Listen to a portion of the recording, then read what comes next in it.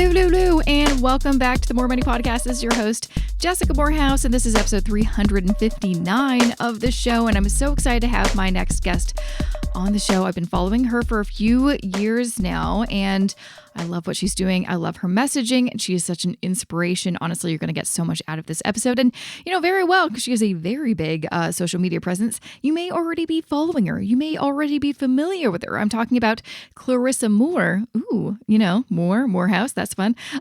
From Clarissa Explains Money. So a little bit about Clarissa. She's been able to achieve some huge milestones after paying off over $38,000 in credit card debt in just 16 months and increasing her credit score from 545 to 822. She is a single mom of two, founded Clarissa Explains Money to help narrow the gender gap in financial literacy. Now, Clarissa's mission is to help women make, manage, and multiply their money so they can live their best lives without going broke.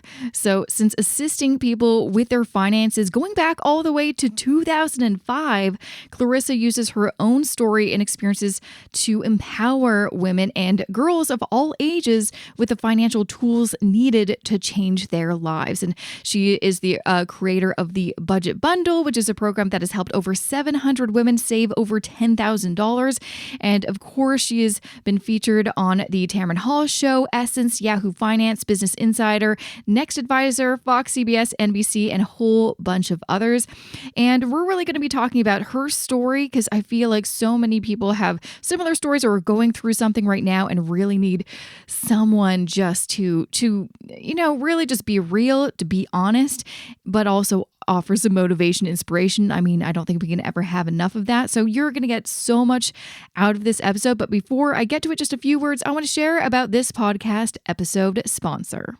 This episode of the More Money Podcast is supported by Bel Air Direct. Want to be in control of how much you pay for your car insurance? With Auto Merit, the safer you drive, the more you can save. Available in the Bel Air Direct app, Auto Merit provides you with feedback on your driving behavior in real time and offers tips on how to be a safer driver. Your safe driving habits are then rewarded with discounts on your premium. Not only that, Auto Merit has a ton of helpful features to ensure that you're not only driving safer, but more efficiently too. With its fuel efficiency and eco-fuel features, Auto Merit monitors your fuel consumption and CO2 emissions based on a number of factors, including your driving behavior, such as acceleration and speed, where and how much you drive, the average cost of gas in your province, and the type of car you drive. It will then provide you valuable tips based on your personal driving style and car maintenance to help you save on fuel and reduce your CO2 emissions moving forward. To learn more ways to save on your home and auto insurance and to get a quote to see if you can save by switching to Bel Air Direct, visit belairdirect.com. Once again, that's belairdirect.com.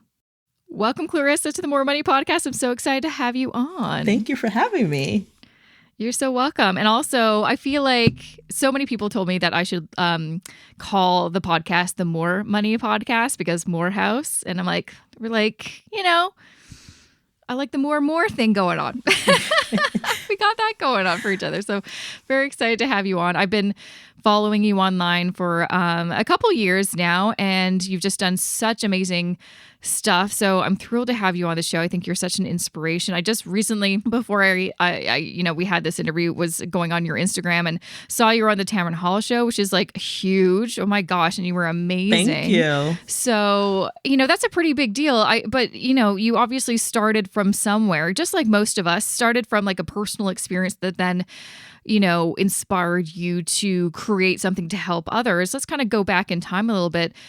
I know one of the biggest accomplishments that kind of kickstarted everything was you found yourself in credit card debt. You had about $38,000, but then you were somehow able to buckle down and pay it off in only 16 months. Let's go back in time. What happened, and where did you find, I guess, the motivation to pay that off in such a short amount of time?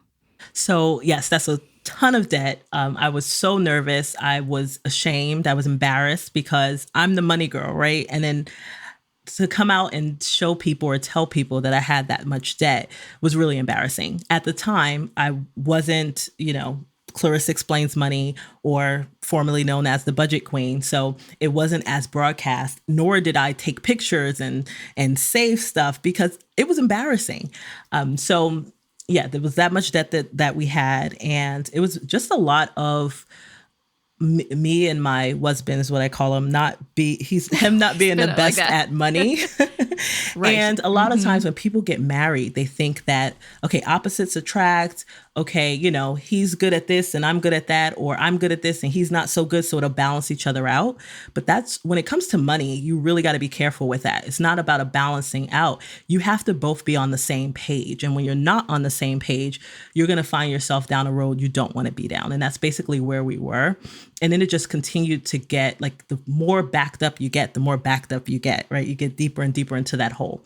So I've found myself in that much debt. I decided to leave my husband, and what motivated me to pay it off is because now I'm on my own. So it's just me. I'm a single mom now. I have 2 children, and I want to make sure my kids still have a certain type of lifestyle. And it wasn't nothing glamorous or crazy, but I didn't want them to live kind of in the hood like I grew up in. So I come from very humble beginnings. My mom was a single mom with me and my me and my sister, sorry. And she was on food stamps. We would get food from food banks. We even at times didn't have a place to live. We lived in the YMCA. I come from very, very humble beginnings, and I didn't want my kids to have to go through that. So I really wanted to just make sure I buckle down, pay off this debt so that I can afford the bills and make sure I don't change their lifestyle so much where it looks like, okay, well, we're having a hard time now. And it's because mommy left daddy. And I definitely didn't want that. Mm-hmm. So. Mm-hmm. Which is difficult to do because I know divorce is expensive and complicated. And yeah, essentially now you have to, before you could split the cost of things with your partner. And then when you're on your own, it's all on you. So how were you able to do that, to maintain that lifestyle for your kids on a single income? So at the time I had a business. And it was a jewelry business. It was called Glam Fab 2x2. And it was going really good. I buckled down and I started doing as much as I can in my business. And I just thought of all these different types of revenue streams within that business itself. So at the time, I was just selling fashion jewelry, bracelets, necklaces, watches, all those things. And then I thought, okay, I can start giving this jewelry to famous people so that they can then promote it, because I need people to know that I'm out there. And at the time I was on Instagram, but it wasn't like super, super big yet, but I had, a good amount of followers. So then I thought, let me get some of these stars to wear my stuff. So I found a lot of stars online that, and this is when they had like their email address on their Instagram page. So it made it super easy. Or you could just Google it and try to do some digging and find it. I would send them the jewelry for free, and then they would wear it and tag me in it. And then I get all these customers. So then I started to create like a subscription service. So I would allow you to subscribe. It would either be like a small bag or a bigger one. I think at most it was like $30, and you could cancel at any time, and you can choose and customize what you want. So sometimes people don't like rings. They just like bracelets and necklaces. You can choose what you want. It could be gold, could be silver, could be rose gold. You can customize it the way you want it to.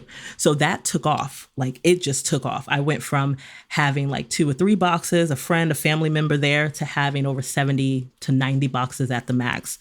Around $19 to $30 a piece. So it grew really fast. All the income that I made from that never went into my pocket. It all went to back into the business, or went to paying off this debt. And then I also was going to school, because I was going to school full time. I was working full time, and I had this business full time. So it was a lot. But I needed to go to school so that I can get my degree and get a better job where I work.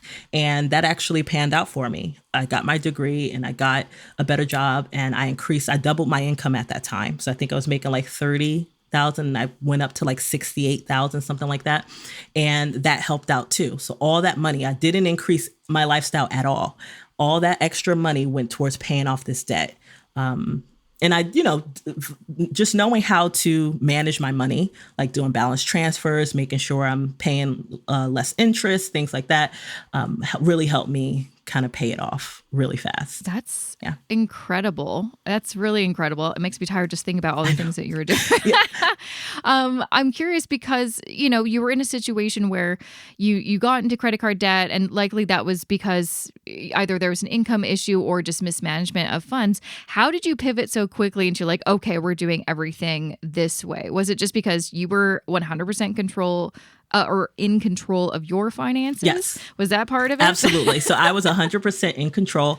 Being with my husband, like when you don't want to like emasculate a man. So I don't want to say, you can't touch the money, you can't control it, give it all to me. It was really hard for me to do that. But it did get to a point where I'm saying, let me manage it, right? Let me do the budget. Let me figure out where it should go.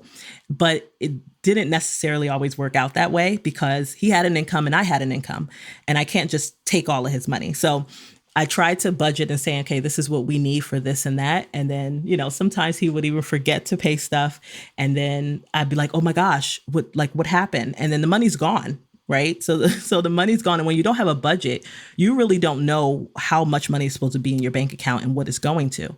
So when he had money in there, instead of paying the bill, maybe slipped his mind, maybe forgot. And then now the money's gone and we need to still pay this bill. So instead of becoming past due, I would say, okay, let's just put it on the credit card. We can pay it off over time because I don't want my lights cut off. We still need to get food. So any bills that we could pay with the credit card, we would pay with the credit card because we needed the cash to go to paying the rent or paying for other things that you can't use use the card for, like paying your credit card. So it was kind of a trade-off, but it was really, really tight because we didn't make a whole bunch to begin with. And we just lost our jobs too. We got laid off because our call center, we both worked at a call center, and it was moving down to Florida.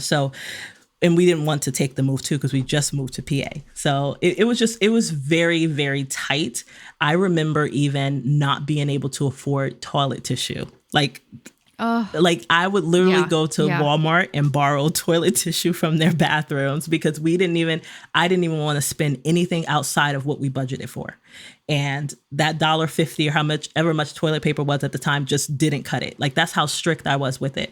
But then moving out and moving on, I was able to, I didn't need to answer to anybody. Like I knew what to do. I knew how to do it. I just didn't feel like I had the space to be able to do that when you kind of have somebody else there to make the decisions too. So I know I feel like it's a thing that a lot of people don't think about when they are trying to, find a partner, a spouse, and, their love of their life. They're focused on all the other things that, we talk about relationships, and often money isn't something that we talk about until either there's a big joint expense or after we make a really big commitment, buying a home together or getting married. And then sometimes it's like, oh, well, we can't go back in time. And unless, this sounds like your experience, unless your partner is willing to do things differently, have open communication, be flexible, it can be impossible. And yeah, like you said, you have less freedom over your financial future if you can't 100% dictate where things are going to go if someone's not on the same page with you. I'm curious,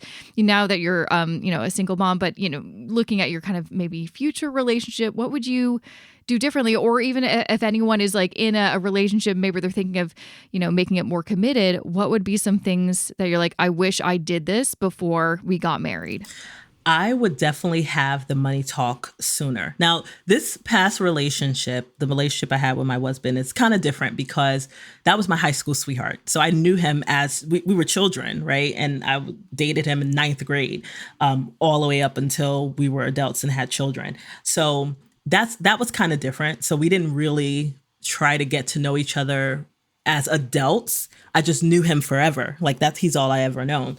But going forward, I'm definitely having the money talk much earlier.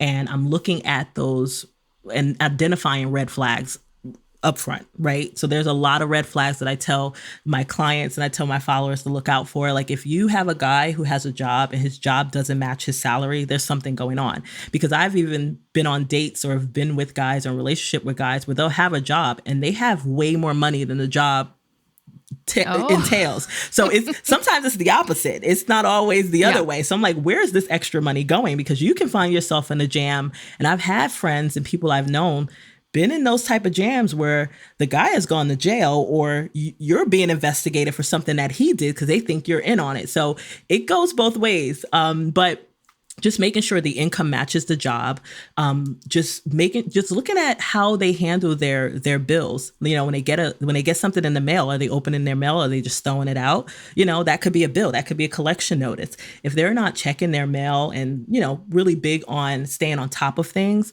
then that could be a red flag that they're not staying on top of their money, right? When you go out, are they just spending all this money and not thinking about how much they're spending? What do they talk about when they talk about, when it's payday? What are they doing? What are they buying?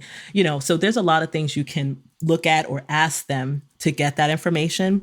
Usually on the first date or first few days, I don't ask questions, but I do ask certain things like, what are some of your goals, or, what are some goals that you've accomplished recently that lets you know how motivated and determined they are to kind of stick with things and follow things through. So you can ask certain things without saying how much money's in your bank account, how much money you make, right? So I try to do that and get around it to really understand their character, right?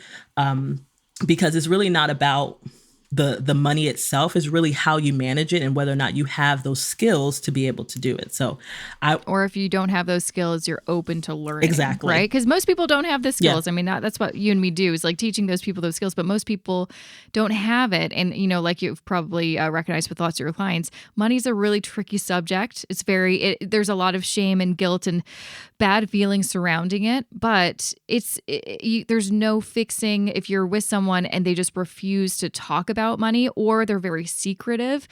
Those are things that you may not be able to overcome. Absolutely. Because it's beyond your control, right? And that's something that, red flag. Yes, that's a big absolutely. Red flag, Those are some of the red flags if they're not open to talking about money, because a lot of people still think it's taboo, and that's how they grew up. And I understand, but you have to still be open-minded about it, because especially if you're going to be with me, because I'm the money girl. Mm-hmm. Like you can't, we can't have a guy with us and they don't want to talk about money, or they want to have exactly. It's like I always talk about exactly. It's like I literally talk about money for a living, so I don't know how we're going to get around that. I know, one of the things that you're also really well known for, and this kind of obviously makes sense since you were able to pay off your credit card debt, and lots of people follow you because they want to get that inspiration as well, is you also teach people about increasing their credit score. So likely because you had credit card debt, I'm sure it negatively affected your credit score.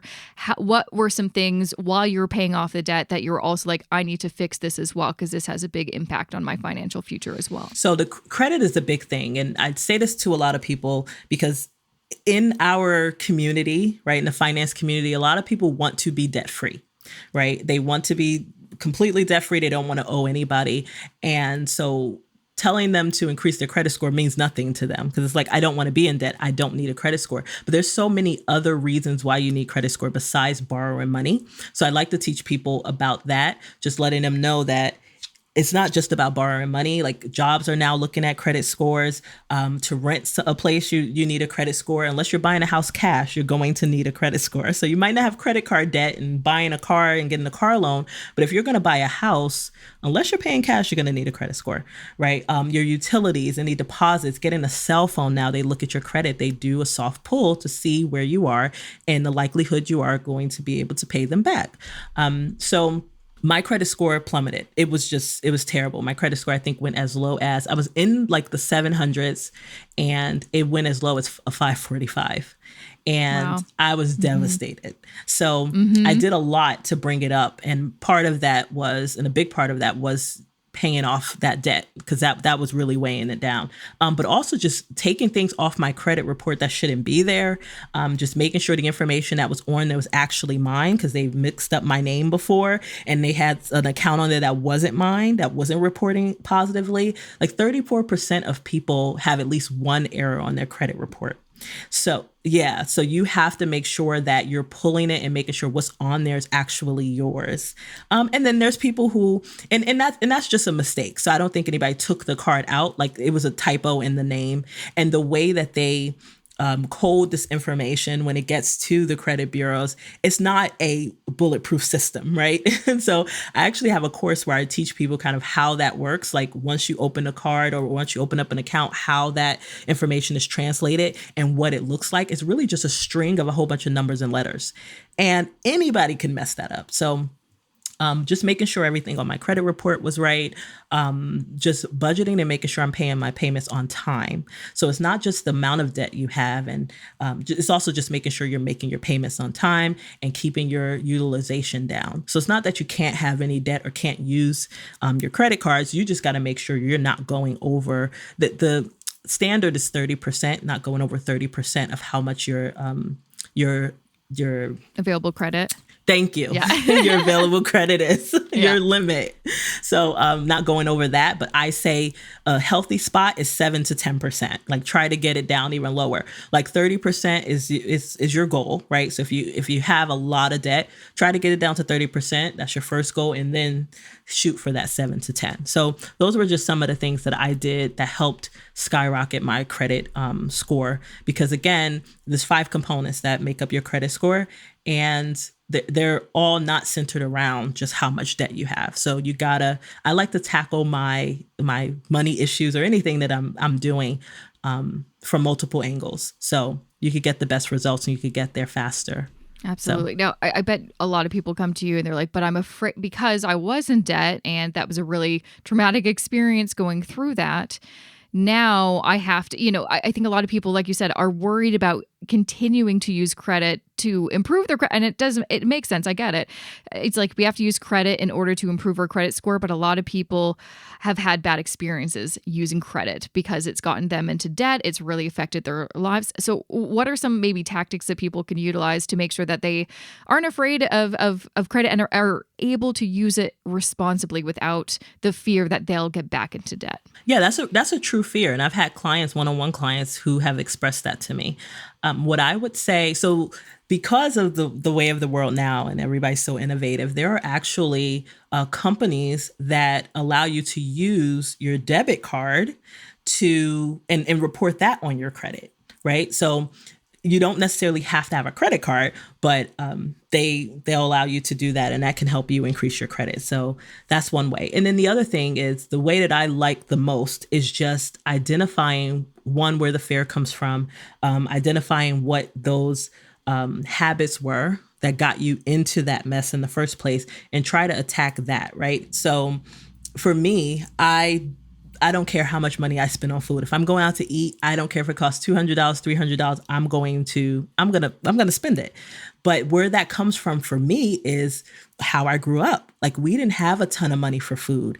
And to me, having food and having the food that you want, that's wealth to me, right? That means that you are doing good in your life. If you can go into your refrigerator and have a bunch of food in there, have what you want to eat, what you like to eat, right? Like as a kid, we would get 1 box of cereal and that was it. Or if we got 2, you cannot open up the second one until you finish the first one. Like now we have like 6 different boxes of cereal. If you want this one today and you want the next one tomorrow, you want to eat it for breakfast, you want to eat it for lunch, you can. But it was just so many regulations around that because my parents had to make sure that we had enough and that everybody, can get some. So you got to just think about where that comes from for you and monitor that and just make sure that you're asking yourself certain questions like, okay, am I overdoing it? Like, is this because of X, Y, and Z? And just really question everything that you're doing when it comes to your money in that particular area that you're already struggling with. And then that way, going forward, you can just kind of, you can don't, right? Or don't change that particular part of you. But you have to make it up somewhere else. So what I do is I have my one-on-one clients just figure out where they are when it comes to money and kind of what got them there to begin with. And it always helps them out. Yeah. Well, I know, you talk a lot about prioritizing mental health. And I mean, I've been doing this show for almost 8 years. And the more and more I talk to guests, the more and more I'm like, everything is connected to mental health or something that's happened in your past and our reaction to it as adults. And like you said, like we all come from different backgrounds, and something that happened that was so, maybe on the outside doesn't look that crazy. Like, oh, so, cereal, what's the big deal? it can I've seen it with people. It's like, yeah, they overspend in a certain area and you can trace back where did this come from. And it was because of some sort of like food insecurity or something. It's lots of people are like, I need to buy a house because we moved around so much as a kid. And that caused me a lot of anxiety, not feeling like grounded. And so that's where I'm like, I'm, putting all my money into a home or only investing in real estate or something like that. Like all of these things are always deeper. So like you said, it is so vital and difficult emotionally and psychologically to not just think about money in terms of do this, this, and this, because often that, we try things and they don't work. And it's because we haven't really gotten to like the root problem. But once you can, that's when you can make those, that progress and do some of the, very simple tips of like, this is how you raise your credit score. But let's find out, why did your credit score go down in the first place? How did that happen? And how can we prevent that moving forward? So, I love that you really do talk about mental health. Why did you want to make sure that that was a part of the conversation in all the kind of content that you create? Well, one, I have a degree in psychology. Okay, that makes sense. I was originally going to be a therapist. So I really wanted to do that. So a lot of my one-on-one time with my clients, it feels like a therapy session. I've had clients say, can I just book you for the rest of my life issues? And I was like, I'm not really certified in that. But so I think it's super huge. And also because I think I suffer with ADHD. I have not been diagnosed yet, but I know that I am, and because I've done a lot of studies on it, and my son has been recently diagnosed. So I know, and I'm actually, I have been diagnosed with depression and anxiety. And the depression came after I left my husband, and I've never was depressed in the past. But when that happened, a lot of things trigger it. So it comes back and it's never left. So that was a gift I got from him. Thank you. So it's super important for me, because when I am depressed or when things get very overwhelming, as they do, because I'm the decision maker for every part of my life. Like I own rental property. I'm a landlord. I make the decisions for that. I'm a supervisor in my job at my 9 to 5. I make decisions for that, for my household as a parent, like everything. I'm just like always looked at to make decisions and make the right decisions. And that can be very stressful. And it is, it's a heavy burden to bear, but with responsibility, it's like that with everything. But I get very stressed. And when I do, that's when my depression comes. And when it happens, I am not able to do things in my business. I'm not able to delegate. So I hired 3 people last year, and they'll be looking at me for direction, and I can't get out of bed, right? I call out of work. So I'm missing work. I'm not doing things in my business. I'm not helping out with my kids, and they have me, right? I'm a single mom. So when I cannot, function mentally, everything else stops or gets put on hold. And it definitely and directly impacts my finances. So, and I know that and I teach women, my audience is primarily working women, and we have a lot of responsibility. We have a lot of responsibility. So I know that gets heavy. I know it gets to be a lot. So I always have them prioritize their mental health, because you can't pour from an empty cup.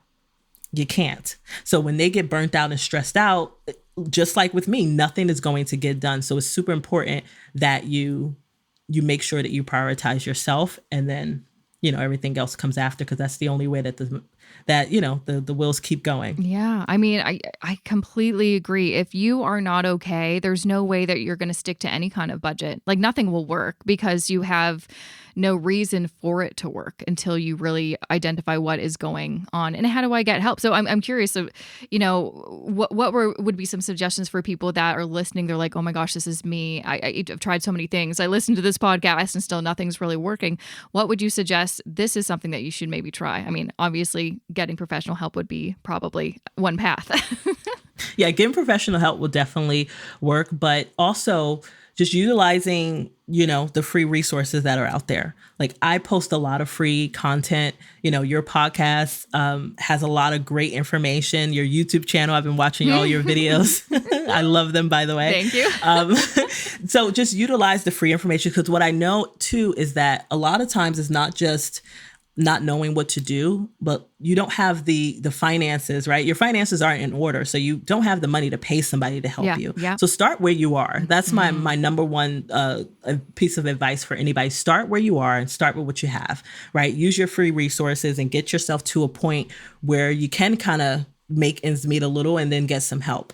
Because like I said, when I'm feeling down and depressed, everything shuts down. And then I also spend a lot of money. Yeah. So I buy a bunch of perfume. That's my thing. Like I will hoard out on perfume. I buy a lot of food. I eat a bunch of takeout, a lot of snacks. So my money is just, and I don't care what budget I created a week ago, a month ago, a year. I don't care. I'm spending it anyway. And I don't care what bucket it's coming out of. So just also making sure that you're prepared, right? And you plan for things. I always got a plan for the plan and the backup plan. So because I know that there's some times where I'm not in the best mood and I'm depressed, I have a sinking fund specifically for when I go and binge out on stuff, right? So I put a little bit of money in there just so that I'm like, okay, at least I have that cushion and I don't go and use bill money or something like that, or money that I'm saving for something else. But if you just make a plan, because you know yourself more than anybody, if you plan for what's going to happen, because it happens often to you, you'll be okay when it happens the next time. So that's another thing. Just start where you are, use what you got, and plan for every possible thing that you could possibly think about. And I think that also comes from like a childhood thing, right? Like I'm a big saver. So my budget is packed with savings. I have savings accounts, money automatically deposited into them. I can't even tell you how much money is in it because I never want to be broke again. So I am going to save. But and people and some of my friends and family like, no, that's really good. No, it's not, because I need to be investing most of that money. I used to be the same right? way. Mm-hmm. You can't just save it. Like you're never going to get anywhere saving all that money. So I'm trying to, and again, like I said before, know yourself and pivot. So now that I know that, I'm like, okay, I have these two accounts. I don't need another savings account. Take all that money out of that account, put it right into my 401k, which I did. I opened up a Roth IRA, took all that money out that fourth account and put it all into the Roth IRA. So I just know myself, and everybody out there knows themselves. So you got to just work around that. A lot of the information that you're getting online is more general, but if you kind of figure out the base of that, like take that general information, understand how that works, and tailor it to your life, and it'll work for you. Yeah, no, I used to be the exact same way. Like I just hoard cash, because cash, I understood where it was, what it was doing. Investing, when you just look up investing or just look at financial news, does it make you want to invest your money? No, because all of it is bad news about who lost what, or this stock is worthless now, et cetera, et cetera. And, talk to your friends and family, and someone's lost some money from doing, a bad trade or investment. But ultimately, it's the only way that you're going to afford retirement one day and all these other big things. But it's terrifying. And if you come from a place where money was, infrequent, or there was always that, financial insecurity, saving was one way to cope. But then you get to a limit where you're like, saving will never be enough. And so if I keep on just saving and not investing, I'm going to end up in the same place. So, but yeah, it's like that takes a journey on itself.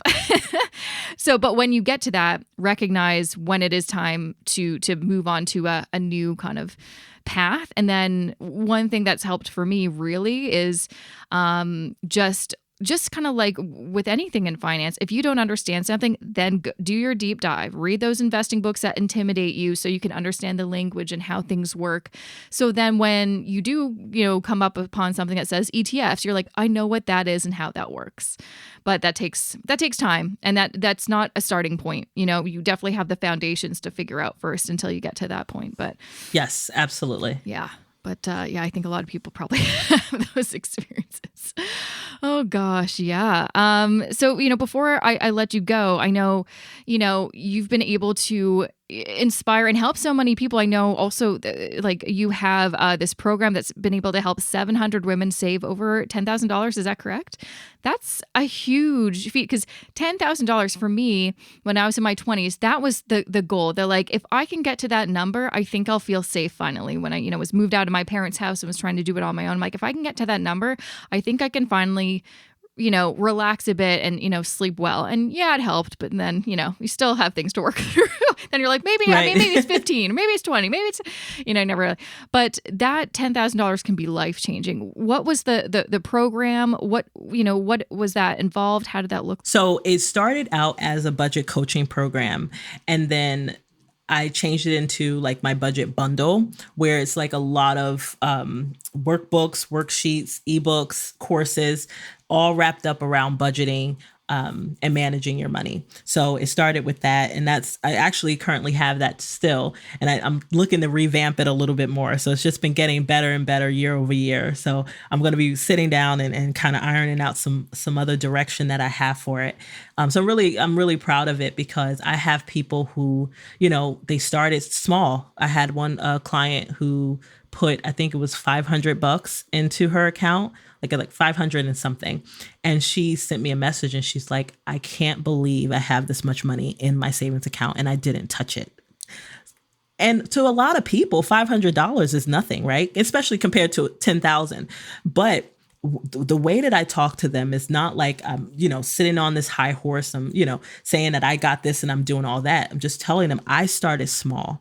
When I started saving, I was only saving $5 a month. Okay, because I didn't have a lot of money. I started small, but it adds up. It adds up. You put it in a high yield savings account, it's going to continue to grow. It might be slow at first because it's not a whole lot of money, but it is going to build up. Everybody starts from somewhere. So start with what you have. That's the biggest thing with people starting out. They look at like you or me. Yeah, they or look at other people and they're like, why am I not? I do that all the time too. Still, it's a terrible thing to do. It's not helpful. Right. It's not at all. And you're looking at a snapshot of somebody's life, and they're on year 3 doing this, or year 5, and you're on day 1. You cannot, you can't, right? You're going through different things. You have different struggles. You're not telling the same story, which I tell people that all the time. You two are not telling the same story, so you cannot compare yourself to that person, right? When I see people who are doing the things that I wish I could do, I just use them as a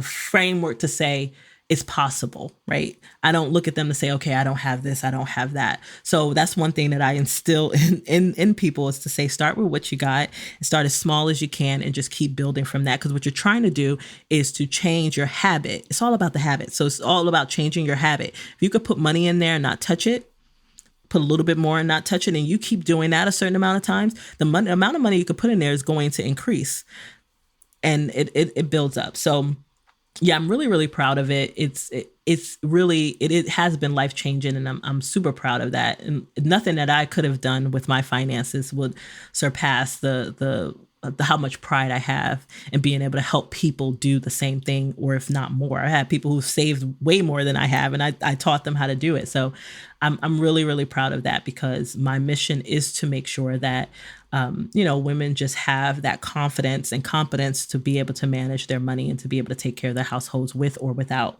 a man.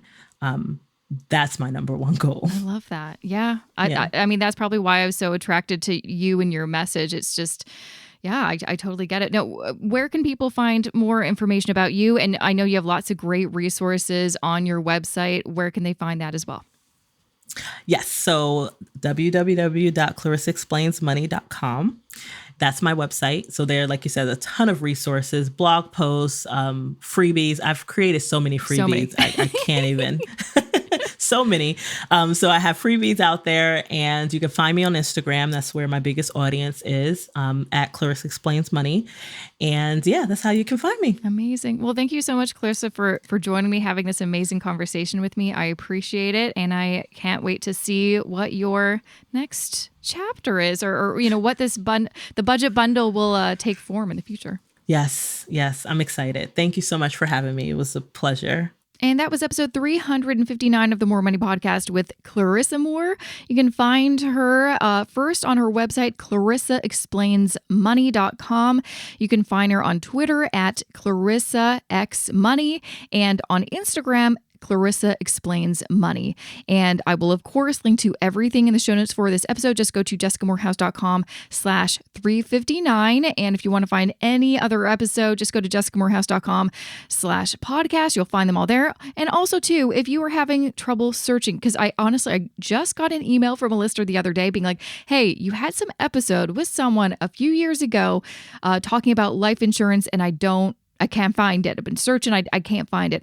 Hit me up. Email me. I will literally find it in 2 seconds because I remember every single guest. So you can always email me, jessica@jessicamorehouse.com. If you ever have a question like that, happy to help you. Happy to assist. Okay, so I've got some things to share with you, so do not go away. Just a few words I want to share about this podcast episode sponsor.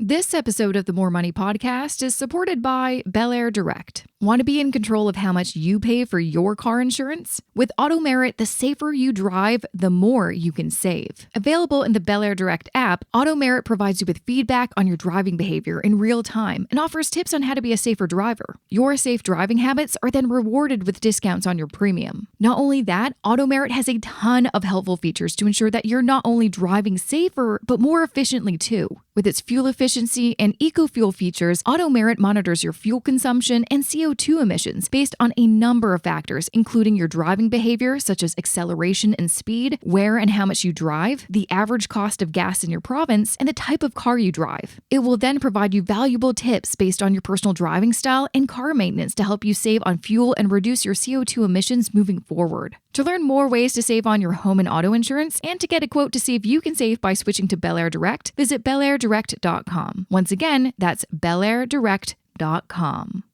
All right, a little bit of a life update. What have I been up to? Because I feel like I haven't really given a life update for a little while. Not that my life has been that crazy winter. Nothing really happens, right?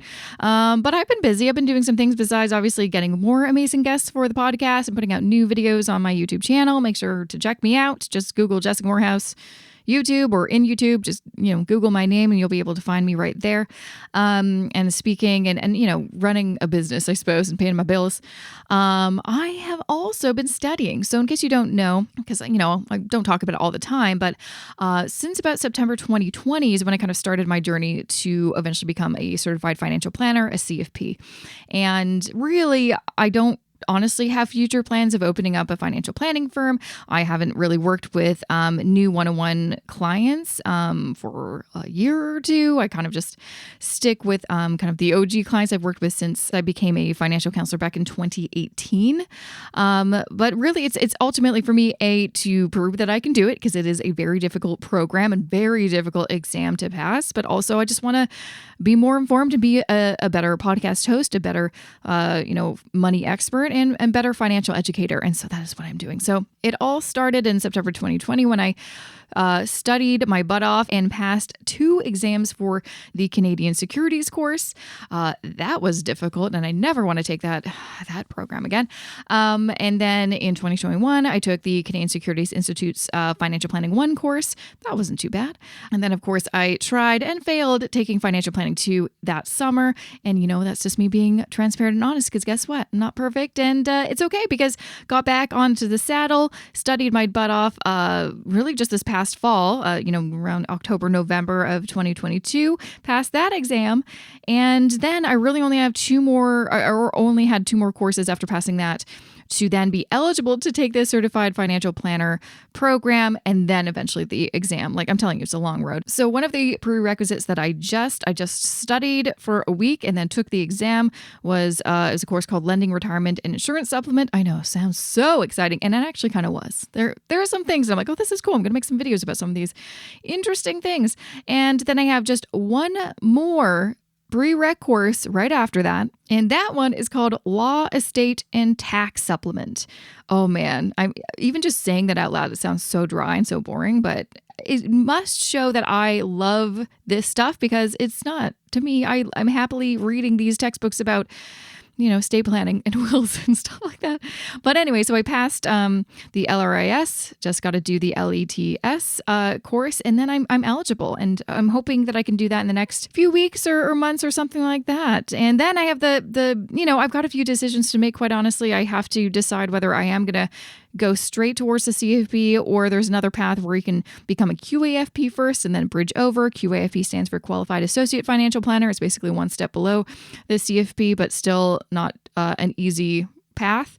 So, but we're getting there. Now, the reason I want to share this with you is, first just to share what I've been up to, but I just want to kind of give some context because I started this show almost 8 years ago. And although at that point, I think I'd been blogging for about 4 years, there was a lot I didn't know. A lot I was ashamed that I didn't know. There's a lot of judgment in the personal finance space, let me tell you, especially when you are talking to people that do work in the actual traditional financial services industry. And so I hated the feeling of not knowing or feeling dumb. And so guess what I did? I, became a financial counselor and then continued on this path to become a CFP. And not that you have to go down that path, but if you want to do it, I've got some videos on my YouTube channel about lots of the courses I've been taking if you want to check them out. But it's just to say that if I can do it, you can do it. Honestly, remember, this gal, I went to Simon Fraser University, graduated in 2009 with a film degree. All I knew after graduating school was how to make, films, write essays, do some, interpretive dance. I'm not joking. I took some courses. And now look at me, totally different career in finance. And so this is just to reiterate the point of the whole point of this podcast. You can learn this stuff. It is not for you. No one's just talented at money. Maybe some people just, grab it easier or can memorize things better, but anyone can learn this stuff. So don't be afraid. If you want to take some courses, take some courses. If you want to read some books that look intimidating, read those books and educate yourself. And you'll feel so much better once you do learn this stuff. That is the number one thing. I'm so happy with this podcast is not only have I been able to create all this content that you can listen to and learn, but I've learned a lot too. It's been a really exciting journey that we've both been on together. So that's just kind of the update I want to kind of share with you.